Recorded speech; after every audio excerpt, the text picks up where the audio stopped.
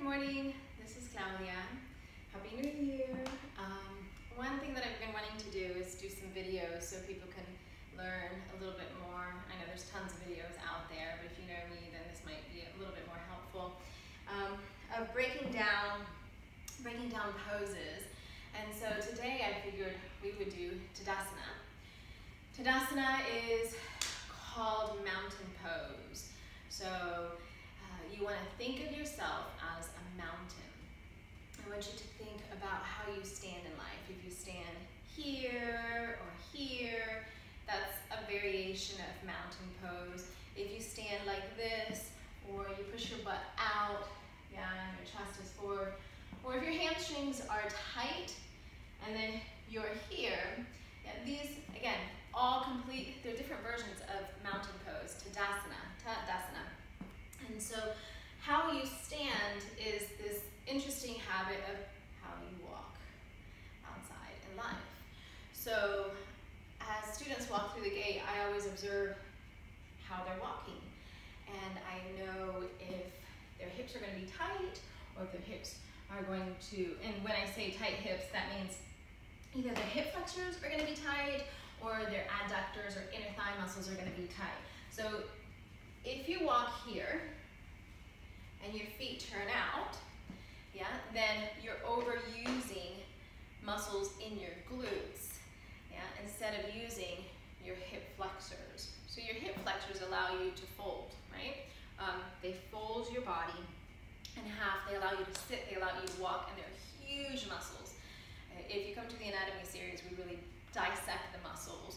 There are 2 psoas or hip flexor muscles. Some people have 3, which is interesting.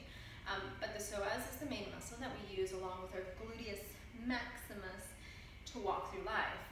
So in regards to Tadasana, if you walk with your feet turned out, you're using small muscles to do what big muscles should be doing, and most likely you have lower back issues.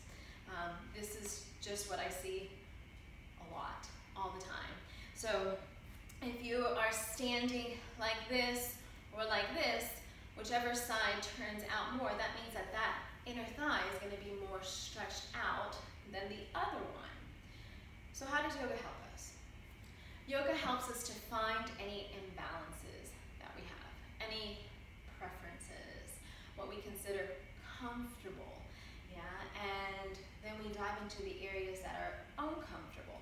So if you're doing a vinyasa class and you're speeding through, you might not be able to feel all these muscles and the life within them. You'll feel the life moving through your body, which is great, but if you're looking at working on an injury, Hatha Yoga is really prime because we move slow. Hatha Yoga is the balance of the sun and the moon. So if you have really energy or really strong energy, then, you know, taking a class that's going to be a little bit more, it's going to bring you closer to balance.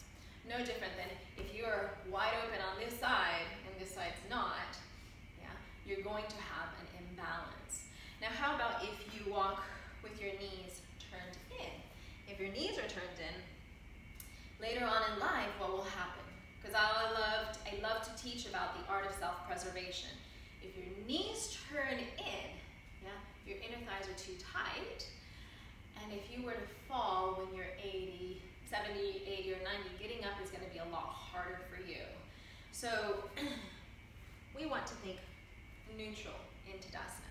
You want to find your hip bone, your knee, and then let's say your second and third toe. And you want to be able to draw a line all the way through. Knee, all the way through. Now that line's just a little bit crooked. There.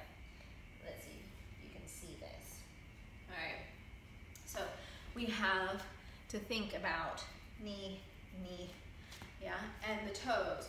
So when we walk, we also want to be able to swing opposite arm with opposite leg. Good for right brain, left brain connection. Yeah, great for balancing. We do a lot of high lunges in class because in our high lunges, if a student turns their foot out and they're here and they step back into their high lunge, they're going to fall this way. So mountain When we're walking, we want to use the entire ball of the foot to step forward, yeah? And then we have opposite arm, opposite leg, opposite arm, opposite leg. If I pick my leg up like this, I end up doing a little circle. And we don't see this unless we're watching things in slow motion. So back to Tadasana. You want to think your toes are forward, not turned out, not turned in. Toes are forward. You want to press down evenly with the first metatarsal, fifth metatarsal, and the center of your heel, or the outside and the inside and the outside of the heel, on both legs. What is hip distance apart? Most people think hip distance apart is going to be like right here. So that would bring me to about here. I don't want my knees to turn in, I don't want them to turn out. Yeah? Hip distance apart is find your hip bones, pointy bones here, and then draw that line all the way through down. Some people take their fists and place their fists like so, and that gives you another idea of where it's at. When you stand in mountain, you want to rock forward and back, rock forward and back. You want to see, or not see, but feel. Feel whether or not your head goes too far forward, or your head goes too far back, your butt goes too far back, or if you're rounding your back. You want to line up your ears, shoulders, hips, knees, ankles. And you want to take the skeleton and you want to float the skeleton. So as we stand in our Tadasana, we want to find hip distance apart. You always start from the ground up. You push down from all the cushion parts of your feet, yeah? And you try to balance it out. Closing the eyes here is beneficial. It's about turning inward. We live in an external world. Everything is what does this look like? What does that look like? Yeah? Functionality is super important. Yeah, it's not always how it looks.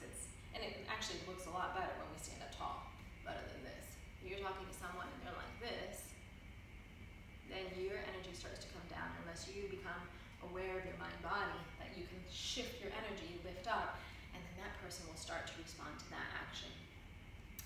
So, Tadasana, toes down, you spread them wide. If you wear high heels or pointy toe shoes, your big toe is going to start to overlap on that second toe. I can't quite do that. And then bunions start to form. In my opinion, bunions are just an extra toe because your body's looking for balance. So if you wear pointy toes or high heels, I want you to think about taking them off as much as you can and just spreading your toes and giving them a nice stretch because we have little webs in our toes. So toes forward, heels back. Knees float above the ankles. You don't want to hyperextend, yeah? You don't want to lock the knees. You want to use the quadricep muscles in conjunction to your gluteus maximus muscles, almost like a lap joint. So it's pushing against each other, which then helps to open up that hip flexor until you flex the actual hip. To extend the hip, you're here. So Tadasana, toes forward, heels back, quads engaged, gluteus maximus lifts, your belly button goes into your spine. So if I have sway back, which I have more of a tendency to sway back, I'm going to be here. I want to think I need to lengthen my sacrum down, lift up through my, what I say, my pipa, which is where I carry my baby pouch, and I want to lengthen. And you can see the difference here when I actually engage my core and my back muscles. Then I float the spine, one vertebra on top of the other vertebra. I don't want my shoulders to round forward. Don't want to be here.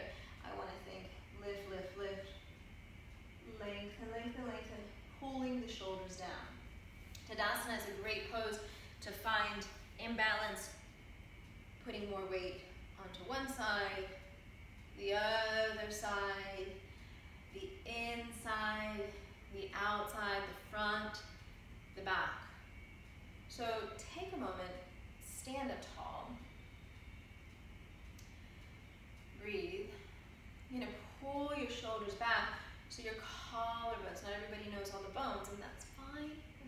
learn them in time, it's going to help you a lot in life. Broaden the collarbones or the clavicles here. Yeah, don't lock the knees. Lift up. And then we push down through all of the corners of the feet, all the cushion parts. Lift up through your Mother Nature spring, which is your Tadasana, the arches of your feet. Keep lifting, lifting, lifting, lengthening, sinking the shoulders down, bringing the belly button in. Pelvic floor lifts up. Closing the eyes, staying with the breath. And you want to feel like you have an invisible string attached to the top of your head, and like you're floating, and it feels really nice, and it's very decompressing on your entire skeletal system, which means that your skeletal system, when you feel any discomfort, such as pain, it's because muscles are too tight or your bones are collapsing onto each other, removing space or decreasing the amount of space you have in all of our joints. And then it starts to apply pressure to the nerves. So when it applies pressure to the nerves, you're signaling to the brain signals, or your body signals to your brain, and it says, pinch, pinch, pinch, pain, pain, pain, breathe, breathe, breathe. Naturally, you'll want to lengthen, but can you stay long and tall? I'm not even 5 feet, but sometimes I feel like, holy cow, I'm really tall. And it's not till I kind of see myself next to Chris, who's 6'2", that I'm not that tall. But lengthening, creating that happy space makes me feel taller, makes me see clearer, much more clear, because my nerves are not being compressed.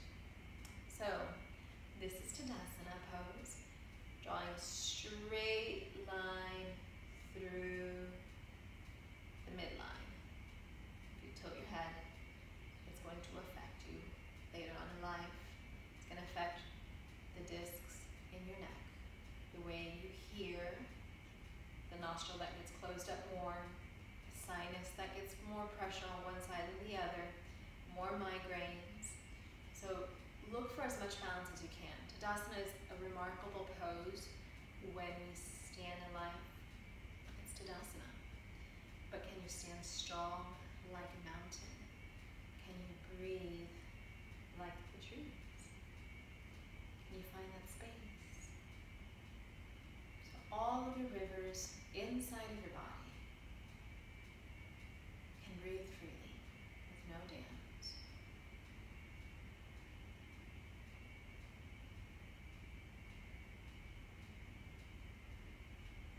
Thanks for watching.